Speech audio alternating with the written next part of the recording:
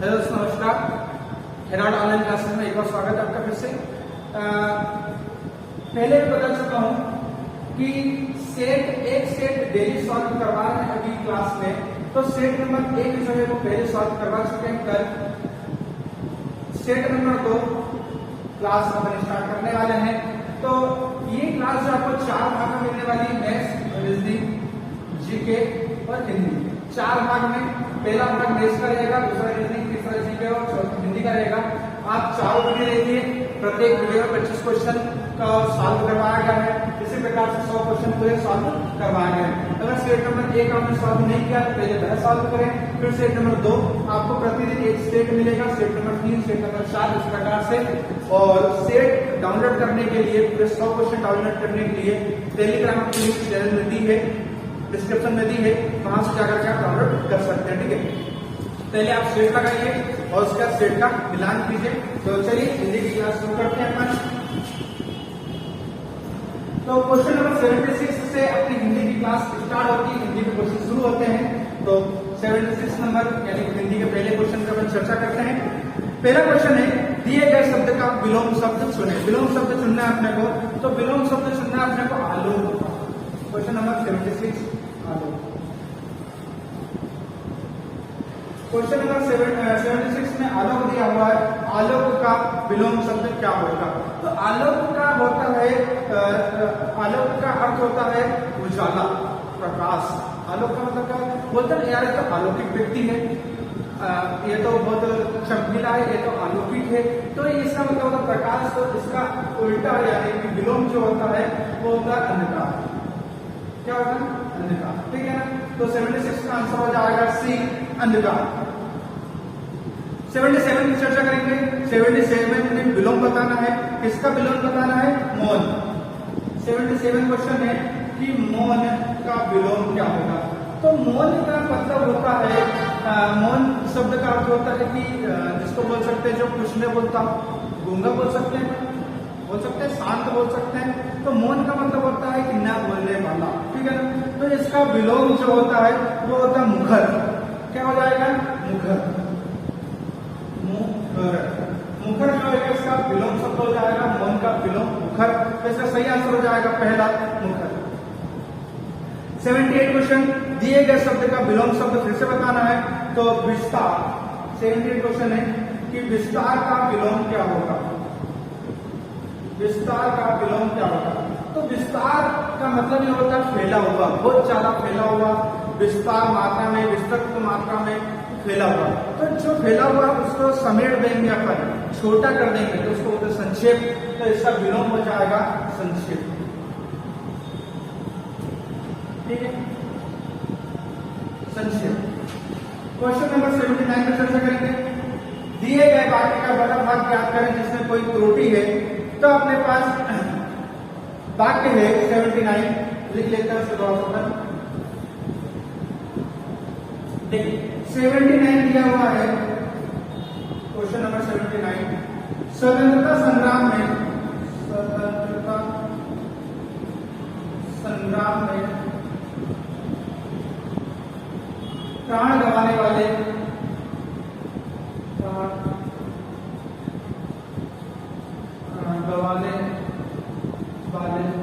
हिंदी है, माताओं का विशेष ध्यान देना है, वहीं से गलती होती है।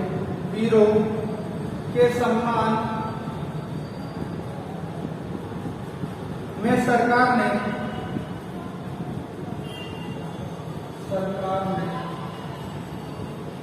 एक दिन के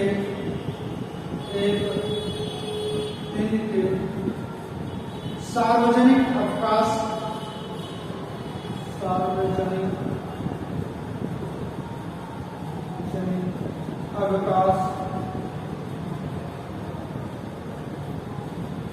की घोषणा की।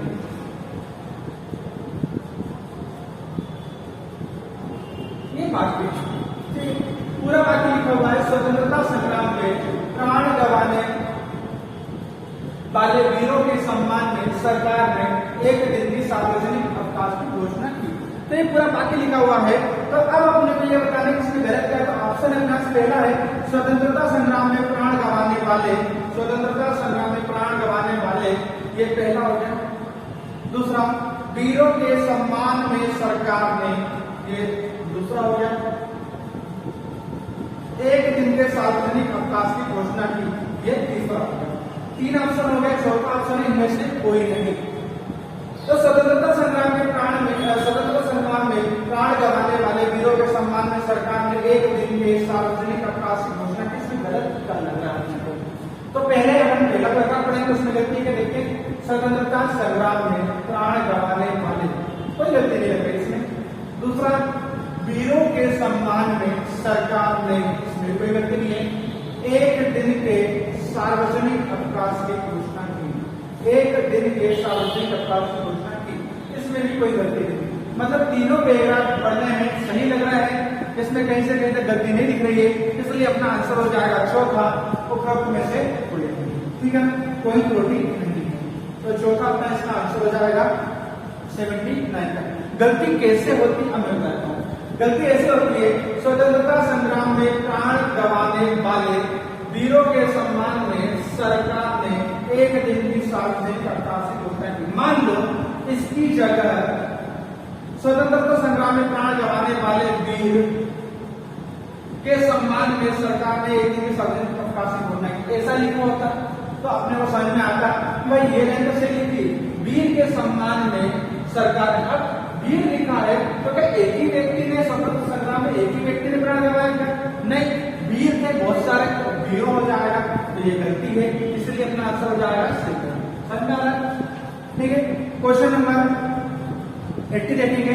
क्वेश्चन नंबर 80 लिखा हुआ है, चंद्रमा की स्वच्छ चांदनी जगती तल में, पृथ्वी तल और आकाश में फैली हुई है। क्वेश्चन नंबर 80 में लिखा हुआ है कि चंद्रमा की स्वच्छ चांदनी में जगतिक तल में, पृथ्वी तल और आकाश में फैली हुई है। तो इसमें हमने गलत बताना तो लिखने की आवश्यकता नहीं है, स्पष्ट रूप से दिख रहा है कि जगतिक तल में जो है वो गलत है। क्यों? क्योंकि जगती जगत होता है, जगत तल में होता है, ठीक है ना? तो इसका आंसर हो जाएगा सेकंड, जगत तल में। 81 देखते हैं, राम के धनुष भंग करते ही दूसरे राजाओं के पक्ष पर सांप लौटने लगे। अब देखिए क्या गलत है, इसमें पढ़ते समझ में आना चाहिए कि राम के धनुष भंग करते से ही दूसरे राजाओं के पक्ष पर सांप लौटने लगे। तो सांप लौटते हैं क्या? सांप लेटते हैं क्या? लौटते हैं क्या? नहीं, सांप रेंगते हैं, सांप लपेटते हैं, ठीक है ना? तो इसका सही आंसर हो जाएगा सही, जो तीसरा है तो गलत है इसमें, सांप वक्ष पर सांप लौटने लगे, सांप जो लौटते नहीं है, ठीक है? तो इसका सही आंसर है तीसरा। चलिए क्वेश्चन नंबर 82 की बात करते हैं, मरकट का पर्यायवाची क्या है? मरकट का पर्यायवाची अपने को पता है, मरकट जो है वो वानर को कहते हैं, बंदर को मरकट कहते हैं। जैसे कि अपन रामायण में सुना होगा, रामायण में हनुमान जब जाते हैं लंका तो रावण बोलता है ये मरकट क्या कर लेगा मेरा, ठीक है? मरकट पूरी लंका जला देता है, मंदिर सुबह आता है रावण का, तो मरकट बंदर को कहते हैं, ठीक है? 83 क्वेश्चन, दिए गए शब्द के पर्यायवाची शब्द का चयन कीजिए। 83 पर्यायवाची शब्द का चयन करना है। पिसुन, पिसुन का पर्यायवाची क्या होता है? ठीक है, पिशाच होता है क्या? चुगलखोर होता है क्या? पीसना होता है क्या? बेईमान। तो पिसुन का पर्यायवाची शब्द होता है चुगलखोर। क्या होता है? चुगलखोर। तो 83 का सही आंसर हो जाएगा सेकंड, चुगलखोर। 84 है अपने पास कि केदार का पर्यायवाची क्या है? 84 है अपने पास, केदार का पर्यायवाची क्या है? तो सभी ने सुना होगा केदारनाथ उत्तराखंड, सभी नाम सुना होगा केदारनाथ उत्तराखंड। कौन से भगवान है वहां पर? शिव, शंकर, भोलेनाथ, ठीक है? तो ऑप्शन है अपने पास ब्रह्मा, विष्णु, महेश और इंद्र। तो शिव को क्या बोलते हैं अपन? महेश, इसलिए अपना आंसर हो जाएगा तीसरा, महेश। केदार का पर्यायवाची होता है महेश। 85 सही वर्तनी वाले शब्द का चयन करना है।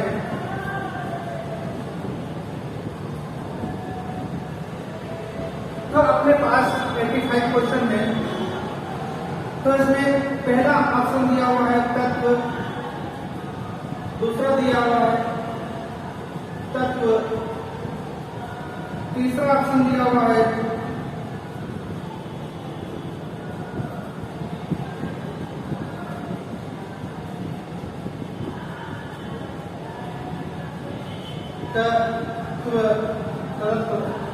और चौथा ऑप्शन दिया हुआ अपने पास तदर्थ, ठीक है।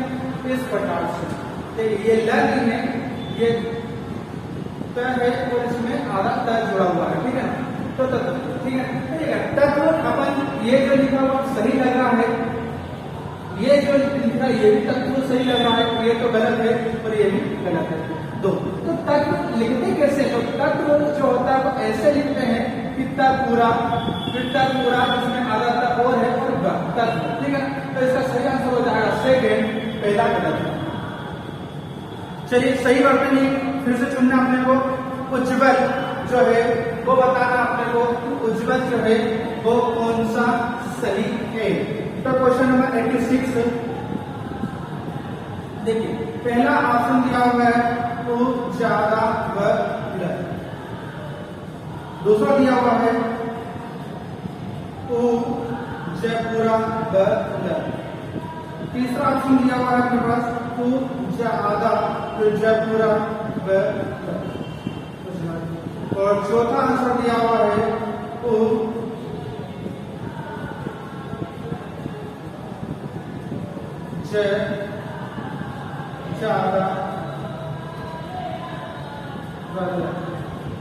इसको चेंज कर देता हूँ थोड़ा सा,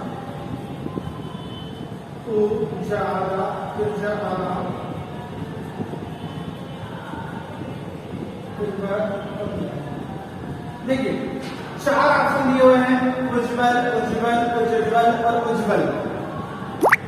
4 ऑप्शन में ठीक 4 ऑप्शन दिए हुए हैं, तो 4 ऑप्शन में आपको बताना है कि उज्ज्वल कौन सा सही है। तो मैं आपसे एक्सेप्ट करूंगा कि आप मुझे कमेंट में ये बताएं कि कौन सा उज्ज्वल जो है वो सही है, पहला, दूसरा, तीसरा और चौथा। देखते हैं कितने लोग हिंदी की तैयारी कर रहे हैं और कितने लोग सही इसका आंसर दे पाते हैं, ठीक है। तो कमेंट के माध्यम से मुझे बताइए, और जो इसका सही आंसर देगा उसको मेरी तरफ से बहुत ही अच्छा उपहार दिया जाएगा, जो कि आपके SSC या पटवारी में काम आएगा, ठीक है। कमेंट करिए, बताइए मुझे कि इसका सही आंसर क्या होगा, ठीक है। क्वेश्चन नंबर 86 चलिए, क्वेश्चन नंबर 87 सही वर्तनी वाले शब्द का चयन कीजिए। तो सही वर्तनी बताना अपने को, तो इसका आंसर सेकंड आएगा अनुग्रहित। अनुग्रहित जो है वो सही वर्तनी है इसकी, ठीक है। क्वेश्चन नंबर 88 सही वर्तनी बताना है इसमें से, तो इसमें जो चौथा क्वेश्चन है उपयोगिता वो सही है, उपयोगिता जो होती है वो सही वर्तनी शब्द है। क्वेश्चन नंबर 89 में जो लड़के अच्छे होते हैं वे परिश्रमी होते हैं, ठीक है। जो लड़के अच्छे होते हैं वे परिश्रमी होते हैं। तो इसमें तीनों ऑप्शन सेम है, इसलिए इस क्वेश्चन को डिलीट कर दिया गया था कि इसमें तीनों ऑप्शन सेम थे, चौथा ऑप्शन तो इसमें से कोई नहीं। तो क्वेश्चन नंबर 89 गलत है, ठीक है। क्वेश्चन नंबर 90 की बात करते हैं। क्वेश्चन नंबर 90 लिखा हुआ है अपने पास, छात्रा परिश्रम करके उत्तीर्ण हो गए हैं, और इसमें अंडरलाइन हो गया है, उत्तीर्ण हो गए, ठीक। तो इसमें से बताना है गलती कहाँ पर, छात्रा परिश्रम करके उत्तीर्ण हो गए हैं, ये लिखा हुआ। गलती कहाँ पर? तो स्पष्ट लिख रहा है कि अगर भाई छात्रा है, छात्रा मतलब लड़की है, तो परिश्रम करके उत्तीर्ण होगी हो, तो इसका सही आंसर है छात्रा परिश्रम करके उत्तीर्ण हो गई, ठीक है। तो गई की जगह क्या जाएगा? गई है। छात्रा है क्योंकि लड़की है और अपना गलती से उतने बताना है, इसलिए उत्तीर्ण हो गई नहीं करना, हो गई, ठीक है। चलिए क्वेश्चन नंबर 91 दिए गए रिक्त स्थान को भरने के लिए उपयुक्त शब्द का चयन करना है। विश्व में खालिस्तान की ही प्रधानता है। विश्व में किसकी प्रधानता है? तो ऑप्शन है अपने पास धर्म, कर्म, ज्ञान और वाणी। तो अपने पास धर्म की प्रधानता है या कर्म की है या ज्ञान और वाणी? कुछ की है, कर्म की है। काम करोगे तो तुम्हारी बरकत है, और काम नहीं करोगे तो कोई मतलब नहीं। कितने आलसी लोग सो रहे होंगे, कितने लोग पढ़ रहे होंगे, नौकरी लग जाएंगे, आलसी लोग सोते रह जाएंगे। कर्म की प्रधानता है। 92 नमस्ते सदा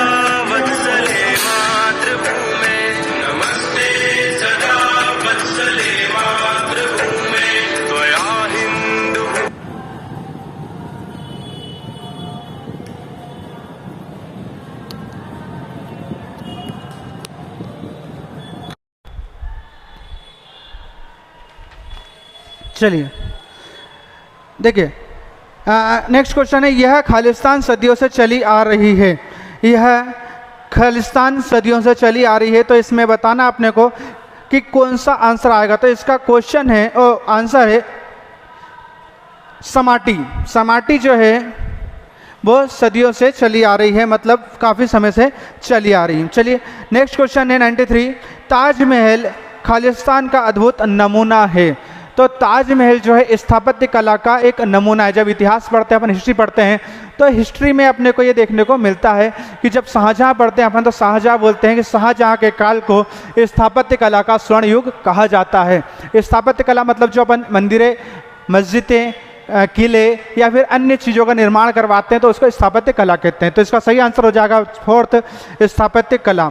94 से 98 तक ब्लैंक्स थे, उसके आंसर मैं डायरेक्ट बता दे रहा हूँ। 94 का आंसर है शुद्ध, तीसरा।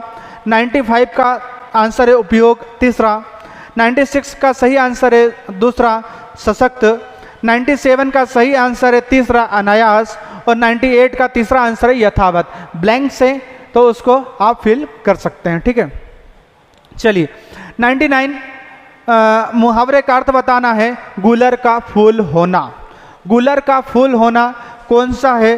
तो इसके ऑप्शन है अपना, कभी कभी दिखाई देना, स्पष्ट दिखाई देना, कभी भी दिखाई ना देना, और व्यर्थ की बातें होना। देखिए गुलर के फूल जो होते हैं रात में खिलते, दिखाई नहीं देते, इसलिए इसका आंसर हो जाएगा दिखाई न देना, ठीक है ना। और लास्ट क्वेश्चन है आज का, 100वां क्वेश्चन है कि एक शब्द बताना है कि उस कैसे हो सकता है, वो विकल्प बताना है। चमड़ी जाए पर दमड़ी न जाए, ये मुहावरा है, तो वो किस पे सही जमती है? चमड़ी जाए पर दमड़ी न जाए, तो लोकत्ती इसका अर्थ क्या होता है?